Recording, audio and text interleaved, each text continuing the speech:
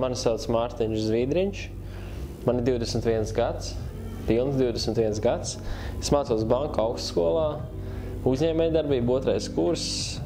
Es neesmu no tiem labākajiem studentiem, jo uz otru brīdi man nav laika studēt un negluži draud eksmatrikulācija, bet būs jāpadomā par to, kā turpināt mācības un visu paspēt nokavēto, jo pašlaik ir tik daudz interesants lietas, kas notiek ar mani, ka man nav fiziski laika. Kāpēc tieši banka augstskola, jo man patīk uzņēmējdarbība, mārketings, un es uzreiz kaut ko iemācos, uzreiz lieku lietā, es negaidu neko. Es uzreiz lieku to praksē un skatos, vai tas strādā vai nestrādā. Brīvo laiku es pārsvarā pavadu pārbaudot sevi, gan fiziski, gan garīgi. Man patīk nospāst robežas, paskatīties, cik tālu es varu aiziet, un vai es varu atnākt atpakaļ. Un man patīk iedvesmot cilvēkus. Esmu to pēdējā laikā saprast, ka man tiešām tas patīk to darīt. Jo tā ir ļoti laba sajūta, ka tev atnāk kāds un pasaka, ka vau, vecais, tu man iedvesmoji, teicu, arī druscīt savādāk pārvērtēšu savu dzīvi, savādāk kaut ko darīšu, kaut kā vairāk izbaudīšu, kaut ko novērtēšu to, kas man ir dots, jo tas, ko es daru, tad es skrienu pār sevi visiem cilvēkiem, es atceros ar skriešanu, lai gan es pats neuzskatu sevi ne par kādu skrējēju. Es neesmu ne ātrākais, ne arī stiprākais, un arī nekad nebūšu. Bet es daru pa savam, priekš sevis es daru. Un jā, ļoti daudz lietas, kas ir pēdējā laikā mainījušās manā dzīvē, sakarā ar to, kas esmu sācis dzīvot sevis dēļ. Viena lieta, par kuru man ļoti patīk stāstīt, tā ir vērtību sistēma, kas mainās, līdz tu sāc mainīt, piemēram, savu dzīvi. Piemēram, ar skriešanu. Tas ir ļoti labs piemērs, kad es sāku skriet, teiksim, no rītiem ļoti agri, ļoti garas distances, un es sāku novērtēt, ko nozīmē gaisma, piemēram, ko nozīmē siltums, ko nozīmē duša. Jā, tas vispār likās kā apbalvojums, bet kad es noskrēju no rīta -10, 20 grādos ziemā, 15, 20 km, tikai tāpēc, ka tas ir jāizdara, ir jāpārbauda sevi, ir jārūda sevi, lai kļūtu stiprāks. Un tas ir sajūtas, kuras saprot tikai tie, kas to sāk darīt. Tātad brīvo laiku vēl es pavadu dejojot tautas ansamblī Gatve. Esmu dziedājis vairākos koros, bet uz otru brīdi man nav laika tam. Brīvajā laikā apgūstu arī klavieru spēli un ukuleles spēli. Mūzika man ļoti tuva ir. Uzdziedāt draugu lokā vai arī ar kādu ļoti īpašu cilvēku, tas man ir arī tā ir superīga atpūta. Kā es to sāku nodarboties? Īstenībā tas ir jautājums, kur uzdod ļoti daudz, un tas nav īsts jautājums. Atbildi parasti seko pusstundas garumā, jo tur ir sāk parasti no pamatiem, no visa sākuma, jo nevar stāst iesākt no vidus, vajag bāzi un pamatu, lai saprotu, kāpēc tas tā noticies, ir kā tagad ir noticies, kad es braucu uz Fuji. Viss sākās pirms apmēram 3,5 gadiem, es parasti jaucu 3,5 gadu, tas bija 2009. Gada beigas apmēram, kad satiku kādu meiteni. Protams, viss sākās ar sievietēm, tas ir neizbēgami. Viss pasaulē, viss, kas notiekās kāri, viss ir tikai dēļ emocijām un sajūtām. Un tas bija tas pats variants, kad es satiku meiteni, kur mainīja man dzīvi. Es vienkārši klausījos, ko viņa stāsta, ko viņa ir izdarījusi savā dzīvē, būdam tikpat vecs, cik es tajā laikā.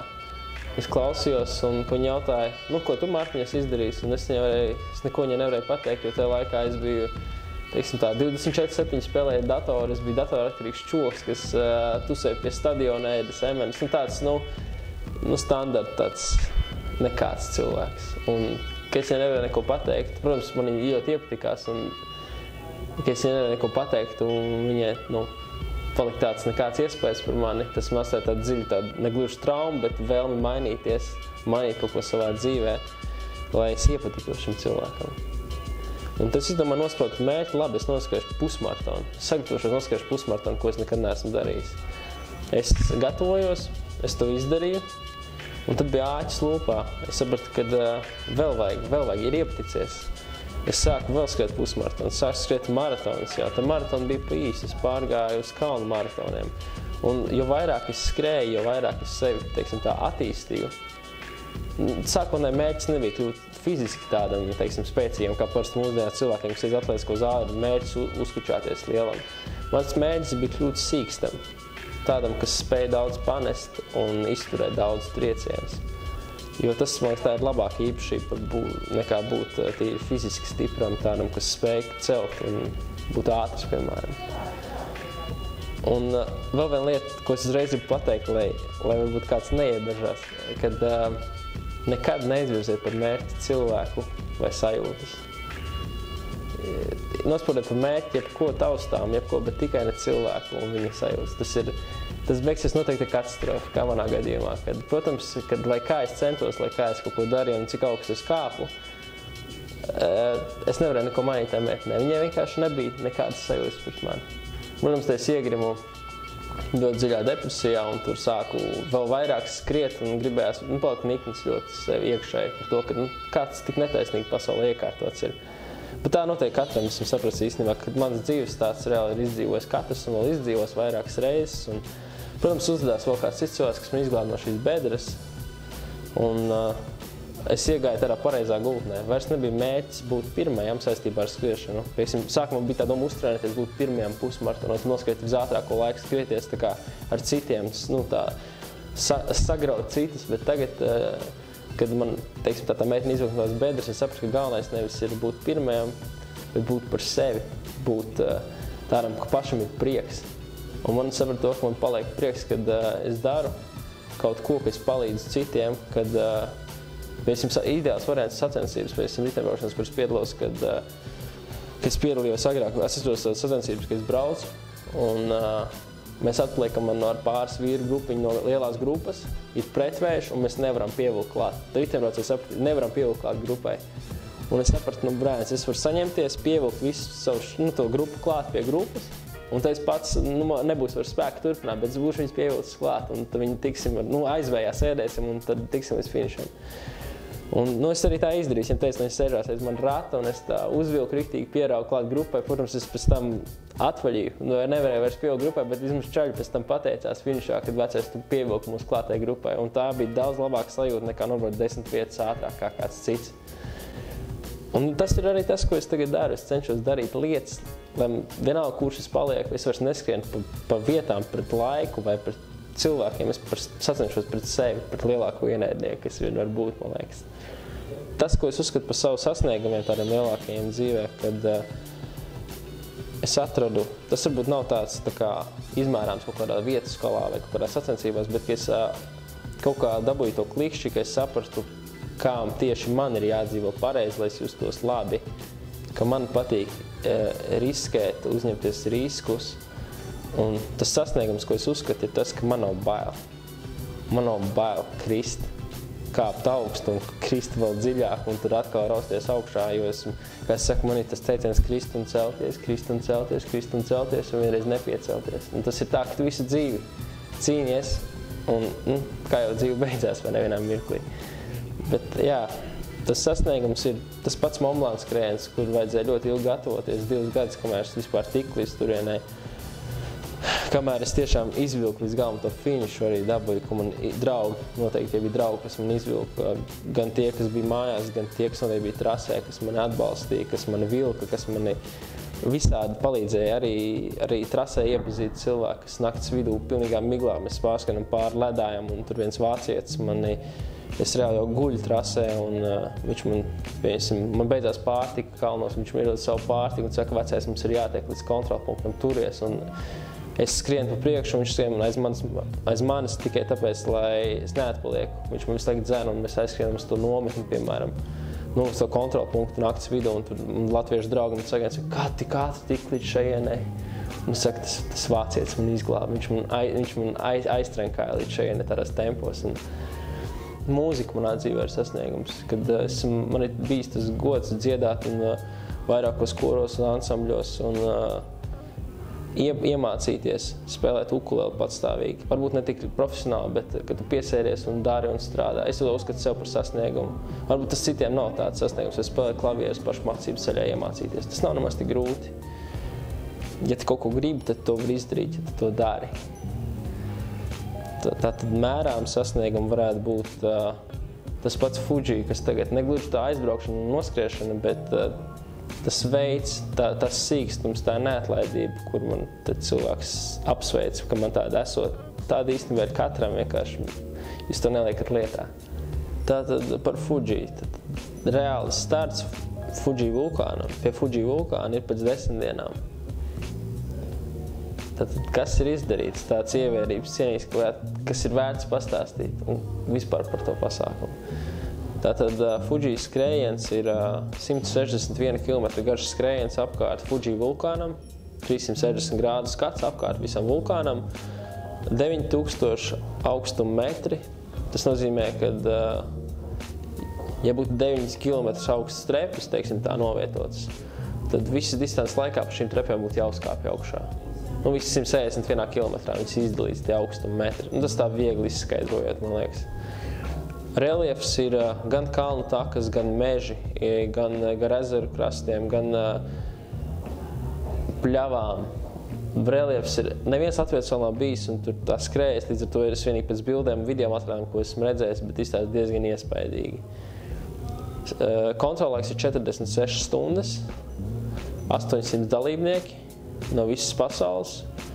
Ir tā, ka lielākā daļa ir Japāņu, un tad attiecīgi mazākā daļa ir vispārējie pasaules iedzīvotāji. Tur tā kvota ir attiecīgi 70/30 vai 60/40. Un šīm 800 vietām piesakās stipri vairāk cilvēku, kā varētu skriet. Un līdz ar to notiek izloze, un kurš katrs netiek. Izvēlās attiecīgi cilvēks no katras valsts, izlozē dators. Un tad šie cilvēki tiek pielaisti pie starta. Es nezinu, kā bija ar mani, vai man gāja cauri izlozi vai nē, jo es tikai vienīgais pārstāvs no Latvijas, un viņi ir ieinteresēti, lai pēc iespējas vairāk valstis piedalās, līdz ar to ņem uzreiz. Kas ir tāds ievērības cienīgs, tas, ka jo garāka distance ir vispār sporta veidos kā skriešana, pēc maratona, teiksim, 50, 100, 150 km, jo vecāks ir cilvēku vidējais vecums, kas skrien. Jo garajās distancēs ir tā, ka tev ir sevi jāpazīst līdz pēdējai šūnai, tev ir jāpazīst, kā tos organismus reaģē, cik lūzuma punkts tu vari pārvarēt, kad tu salūsti. Tev ir jāpazīst sevi. Un jauni cilvēki nepazīst sevi. Viņi nesaprot, uz ko viņi ir spējīgi, cik viņi īstenībā ir stipri. Tāpēc ir tā, ka, piemēram, Montblanc skrējienam vidējais vecums ir 43 gadi. Un tu vari izrēķināt, ka ir tādi 30 gadnieki un tad ir 60 gadnieki apmēram. Tā apmēram, tā izdalās. Un 20-gadīgi cilvēki tādi kā es ir ļoti, ļoti, ļoti maz. Tas pat ir retums, tas nav veselīgi, jā, protams, bet es neuzskatu, ka tas ir slikti. Man ir tāds sajūta, ka man to vajag, un kad, ja es ar to, ka es piedalos un skrienu šādos pasākumos, varu netieši palīdzēt kādam citam, ar iedvesmu vai ar kaut kādu dzīves piepildīšanu, vai viņam prieks ir par mani, tad es to daru. Tad vēl par to skrējienu, tad kā tas viss sākās? Tā doma par šo skrējienu dzima novembrī, kad man bija diezgan grūts laiks ģimenē vispār, notika liels nelaimes gadījums, un man bija ļoti psiholoģiski grūti tikt visam pāri, kas notikās, un kaut kā es sēdēju mājās, gruzījos par kaut ko atkal, un kaut kur izlasīju kaut kādu rakstu par Fuji, kaut kādiem mežiem, par tur ritīgi seniem, tur samurāji kaut kādiem tur vietām, par vēl. Sāku pētīt un ieraudzīju, ka ir tāds skrējiens apkārt Fuji vulkānu. Un sāku vairāk un vairāk pētīt, un, protams, es saslimu ar to domu, kad vajadzētu aizbraukt un to izdarīt tā lai riktīgi norība tā, ka aizbraukt un visu sakapāt.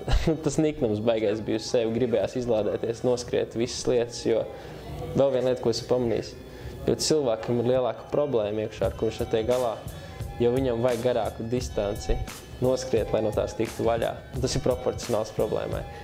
Līdz ar to jūs varat padomāt, cik lielas problēmas man ir, jo man vajag sevi tik lielā distancē iedzīt, lai tu atrisinātu, izdedzinātu kā lokomotīvu, kā Transsibīrijas ekspress, tā lēnām un pamatīgi iziet cauri.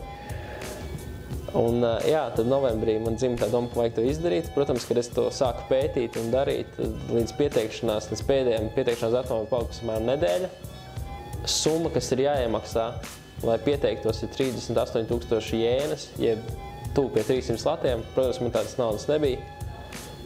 Sēdēju, es jau atmetis bija roka, kurus raušu 300 latus un tā tālāk. Sēdēju augstskolā, un es vairs nevarēju nosēdēt lekcijas. Vienkārši sēdēju un kratīju kājas, un domāju, es netieku no tās domas, vai esmu saslims. Un tad es sāku vienkārši skatīties savu telefonu katalogā un visur draugos, visu, kuram ir liels finanses, kurš varētu tā nomest man 300 lats un teikt, labi, bezprocenta aizdomas tev uz noteiktu laiku. 6 stundās es sazīmēju tiešām šo summu, veiksmīgi ļoti atnāca draugs un teica, es tev ticu, man liekas, ka tu satricinās Latviju no cita kontinenta, es tev vienkārši ticu, man liekas, tas izdosies. Un viņš man iedod šo summu, es samaksāju, pagāja mēnesis, man paņēma, tiešām akceptēja un bija tāds, ir ievārīt, tagad ļoti liela mērķis, un tas būs jādara. Tagad, esmu pieņems, tad viņa iezdamās kā uz turien aizbraukt, jo tas visgrūtākais ir. Un tad mērķiecīgi es vairāk mēnešu garumā izdomāju, es sūtīšu vēstules lieliem uzņēmumiem, izstāstīšu savu stāstu, un gan jau kāds panesīsies un teiks, jā, Mārtiņ, mēs tev uzsauksim biļetes, uzsauksim visu, ko tev vajag. Protams, kad ideja bija labi, bet tāds nenotiek. Tāds nenotiek. Ir dabūt kādu, kas tev atbalsta, ir ļoti grūti. Tur vajag druscīt savādāk pieeju. Es rakstīju vēstules mēnešiem ilgi uzņēmumiem lielajiem. Es neteikšu, kas tie bija pa uzņēmumiem. Es biju vīlies, ka man neatbild. Bet tad man kāds gudrs cilvēks pateica, kurš strādā tādā uzņēmumā. Viņš pateica, Mārtiņ, tu zini, mums mēnesi ienāk apmēram kādas 250 šitādas vēstules. Viss pēc raksta, pēc stāsta vienādas apmēram. Ir stāsts, ir tur tāds ritīgi liels tāds, neteiksim sapnis, bet griba kaut ko izdarīt, parādīt, būs forši, visiem it kā patikt, bet nevaram mēs visus viņus nosponsorēt. Un, ja mēs nosponsorēsim vienu, atkal citu nenosponsorēsim, tad tā būs antireklāma mums, jo nāks pārējiem jautās, kāpēc tu viņam to iedevi, mums neiedevi. Un, es vairākus mēnešus centos, nebija nekādas atbildes, nekādas risinājums, un es jau visu biju pametis malā un teicu, labi. Man ir kaut kādi tur pārsimt lati, plāns bija 30 dienas pirms starta Japānā iet ar 2 pokeru spēlmeņiem uz kazino un reizināt. Vienkārši mēs ņemam naudu, un mēs viņu reizinām. Es uz viņiem paļaujos, viņi ir labi spēlmeņi, viņi ir savu naudu dzīvē nopelnījuši ar to, un es teicu, es jums iedošu, jūs reizināt. Protams, viņi bija ļoti domīgi un teica, ka, vēl padomāsim par to. Un tad īsais tāds bija tāds. Es viņam neaizgājām uz kazino, es vienkārši sapratu, labi, es pastaigāšu vēl vecrīgi, padomāšu, kaut ko varbūt ko izdomāšu. Protams, satiku pareizo cilvēku pareizajā vietā un pareizajā laikā, kaut kā uz izjūtu trāpījos, kas man pateica, kad kaut kā sākām runāt, izstāstīju savu problēmu. Viss cilvēks, kas strādāja, ļoti labā aģentūrā, kas nodarbojas tieši ar tādām lietām, plus mīnus attāli ar to, teica, tā summa, kas tev vajadzīga, tā nav problēma. Iedod man kontaktus, saka, uzraksti man, es tev palīdzīšu atrisināt problēmu. Protams, notika saraksti ar šo sievieti, un viņa izstāstīja, ka tas veids, kā es rakstu šīs sponsoru vēstules, ir jauks, bet sponsoriem to nevajag. Viņiem vajag skaitļos pārvērst, viņiem vajag visu naudas izteiksmē, viņiem vajag zināt, cik tu esi vērtīgs, cik tev ir apmeklējumi un tā tālāk, lai var saprast, cik no tev var izspiest to suli. Pamēģināju tādā veidā rakstīt tās vēstules. Protams, bija par vēlu un laiks nebija vairs tik daudz, lai visu to paspētu un nenotika nekas. Tad es kaut kā atkal veiksmīgi sagadīšanās pēc darbā, kurš strādāja Gandrās, apzinos ar Sandiju Simjānovu, Latvijas korespondents, kas ir kas braukā visu kaut kur. Un es viņu aprunājos, un viņš stāstīja par savu pieredzi, par savām lietām, kas ir ar to sponsorēšanu. Un viņš teica, tev būs grūti, Mārtiņ, mums ir grūti atrast mūsu projektiem par zelta medībām un tā tālāk, bet tev būs jābūt ļoti tādam pacietīgam, bet es viņam teicu, man nav laika. Un tad viņš teica, ja uzradīsies viens sponsors, tad pārējiem būs vieglāk dabūt pārējos. Un notika tā, ka vienkārši darba laikā pie manis pienāca viens vīrietis, Mārtiņš Rutkis, un viņš teica, vai tu esi Mārtiņš? Es saku, jā, esmu Mārtiņš. Viņš saka, esmu par tevi lasījis internetā. Man ir uzņēmums, kas nodarbojas ar betona grīdu liešanu un vispār nekāda saistība ar sportu, ar skriešanu.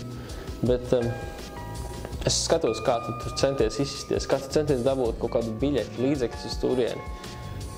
Es tev palīdzēšu, bet es visu summu nevaru nosakt, jo man vienkārši patīk tas, ko tu dari. Es pats esmu tam gājis cauri un es zinu, cik ļoti pietrūkst tādu cilvēku, kas palīdz.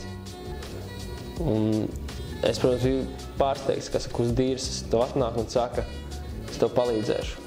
nav problēmas. Un tad viss sākās, ka man aizgāja klišķis, es sēdēju mājās, sapratu, man ir viens jau, kas man ir gatavs. Protams, bija mani draugi, kas teica, Mārtiņ, es to sametīsim naudu, tu aizbrauks, bet ir ļoti grūti ņemt naudu no draugiem. To sajūti grūti izskaidrot, ka tev nāk un to naudu ņem reku to braucienam, bet tā psiholoģiski grūti paņemt naudu. Tā. Bet Sandijs Svēnos teica man tā, ja tev dod naudu, tad ņem, jo tas nozīmē, tu esi tā vērts, ja tev dod viņu. Un izmanto to. Negluži tos cilvēks, bet to situāciju. Bet es tik un tā nevarēju to pārvarēt, es sēdēju mājās un man bija ļoti maz laika līdz tam startam Japānā. Tas bija pirms 2 nedēļām viss tad notikās, ko es stāstu. Un es izdomāju, ka es varētu izdarīt drusīt savādāk, es varētu notirgot kilometrus uz mākoņiem. Es tā iedomājos, es varētu notirgot savu distanci, tad draugi varētu man, tie, kas varētu naudu iedot, tā kā noziedot šim pasākumam. Un ja gadījumā man neizdodās, tad es naudu atdošu visiem atpakaļ. Vienalga par tām komisijām, tas man bija maz svarīgi, cik tur pārmaksāt sanāk. Tad es uztaisīju Paintā. Tad paņēmu kaut kādu infografiku gatavu no internetu, iemetu Paintā, tiešām viss notika Paintā. Saliku burtiņus, saliku visas līniņas, visu. Iemetu tātad internetā mikroblogu vietnē Twitter ziņu par to, ka es tirgoju kilometru virs mākoņiem attiecīgi cena, kas bija uztaisīts tāds catchy cipars, ka it kā liekas maz, tik maz, ka varētu, tiešām jebkurš uzmest 49 centīmus. Kas tas ir? Un ticiet vai nē, bet tas projekts aizgāja nenormālos tempos. Es biju pārsteigts par to, ka es iemetu to tur. Tas bija pēdējais tāds triecienu vilnis, kas bija tāds labs. Pamēģināšu vēl pēdējo reizi par kaut ko to Fuji kaut ko iesākt. Es būšu vienkārši beigās, es gribu izdarīt tā, lai man beigās tā sajūta, ka esmu centies tik daudz, darīs visu, lai man būtu tā sajūta, es atdevu visu. Es dienu nakti sēdēju, es visu laiku domāju. Un tad tā akcija aizgāja, teiksim tā, tur aizgāja sniega bumbas efekts. Es iemetu to ziņu, panesās ātri cilvēki, 5 stundās uz kontu jau uzkrita trešdaļa no nepieciešamās summas. Nākošajās dienās, 4 dienās es savācu 1600 pozīcijas, tātad, kas tika tirgotas. Viss tika notirgots un pat pārtirgots, pat pārdrusciņi. Apmēram nepilni 200 cilvēki ziedoja savus līdzekļus, lai es varētu aizbraukt uz šo Fuji skrējienu. Tas viss notika neticami. Ja to pārvērš statistiskos skaitļos, tad raksta skatījumu, kas bija pirmajā dienā 5 stundās, tie bija 6000, nākošajā dienā tie bija 16000, un tad 3-4 dienas konstanti 5-6 tūkstoši skatījumu.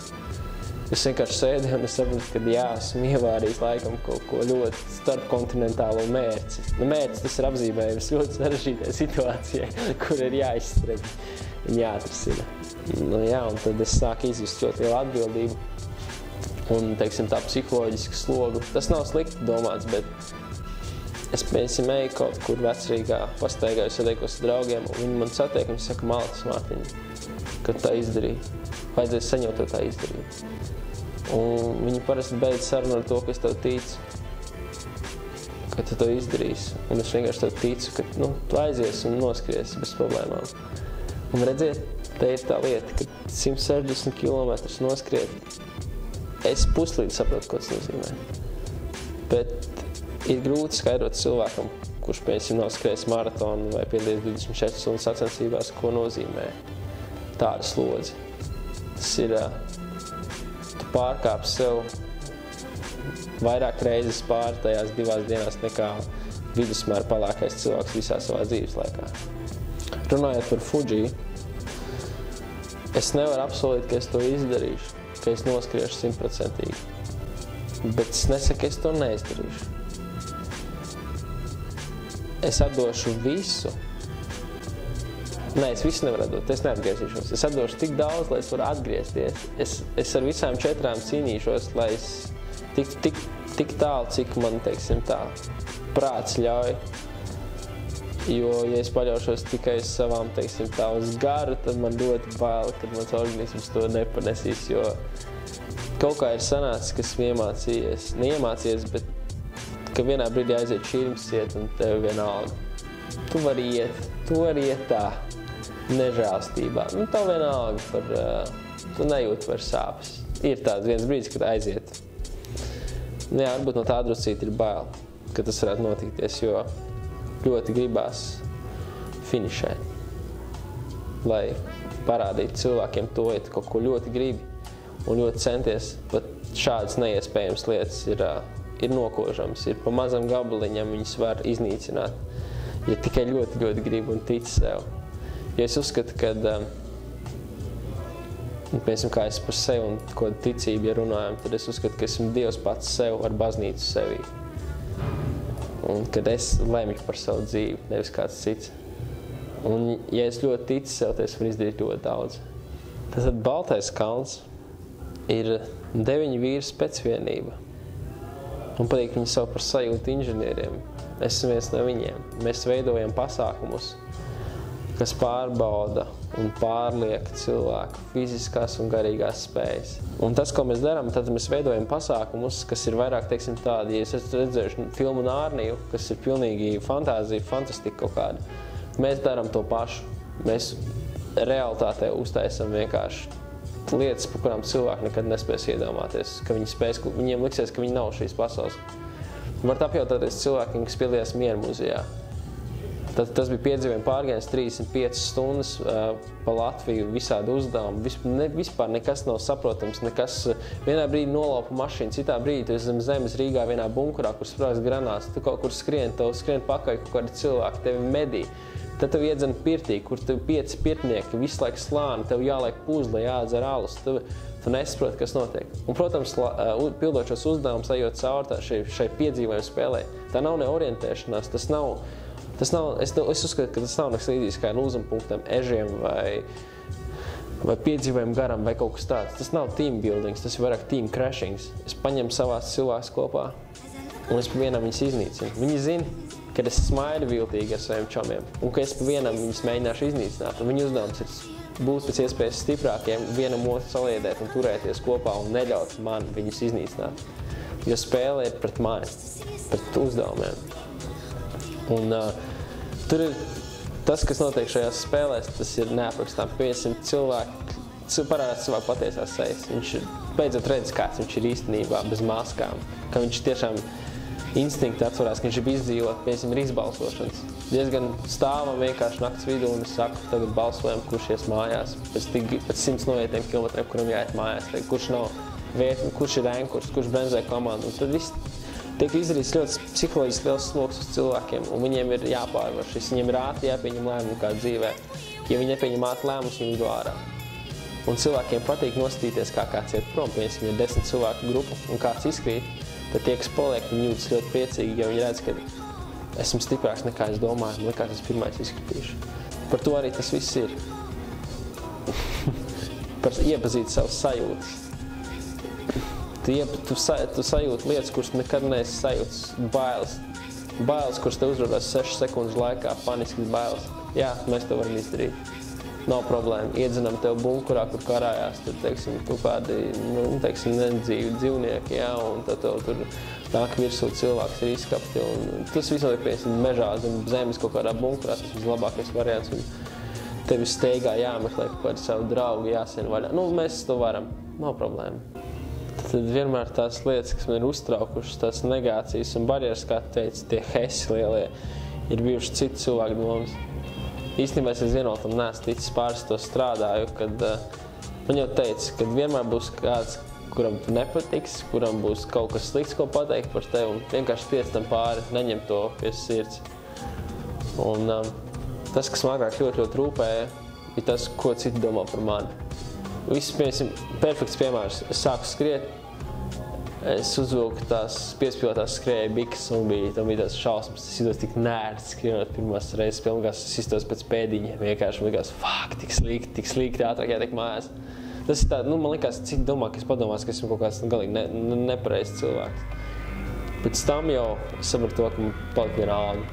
Es vienkārši darīju to, kas man patīk, un man palika viss vienalga. Es jūtos labi.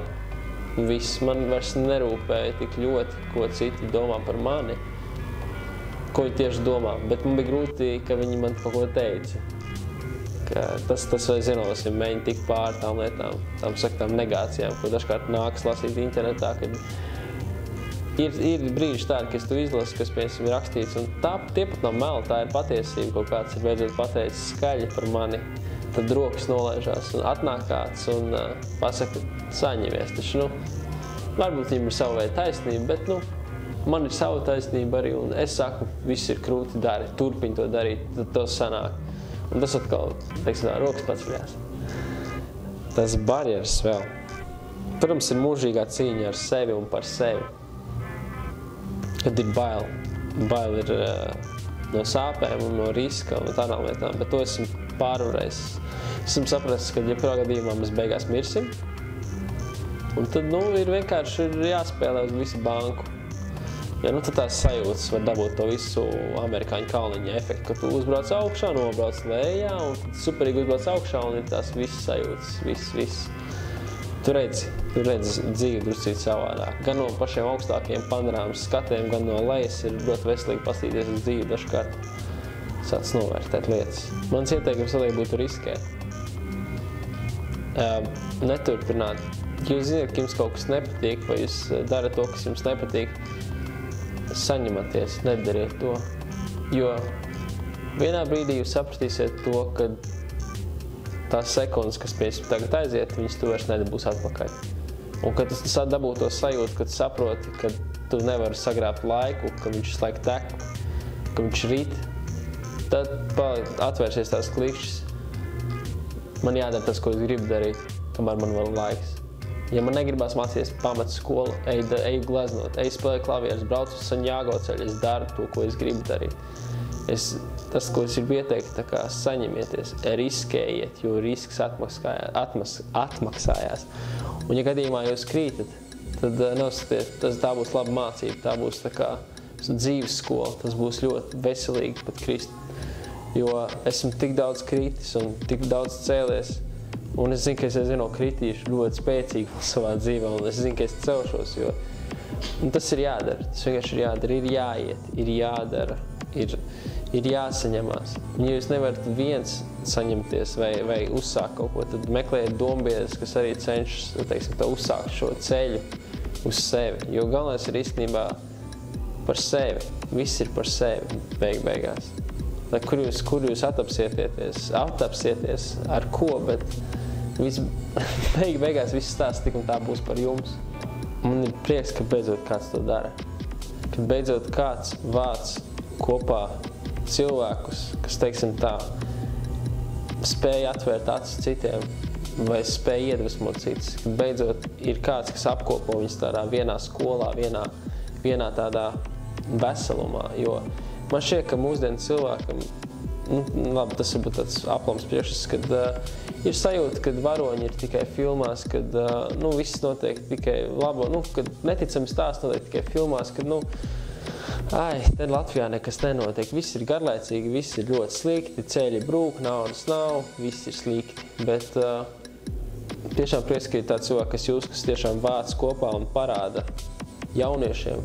Tas ir galvenais parādīt jauniešiem mūsu topošai Latvijai par to, ka šeit ir cilvēki, kas var, kam strādā galva, kas ir spējīgi darīt lielas lietas, kuram nav svarīga nauda, bet kaut kas cits sajūtas, kur ir gatavi krist un celties. Un, man liekas, tas ir apsveicam tas, ko jūs darat. Un es ceru, ka jums izdosies pacelt šo visu vēl grandiozākā līmenī. Tiešām, es ceru no visas sirds. Un es, prāt, esmu gatavs jums palīdzēt sastrādāties jums jebkā, kā es varētu.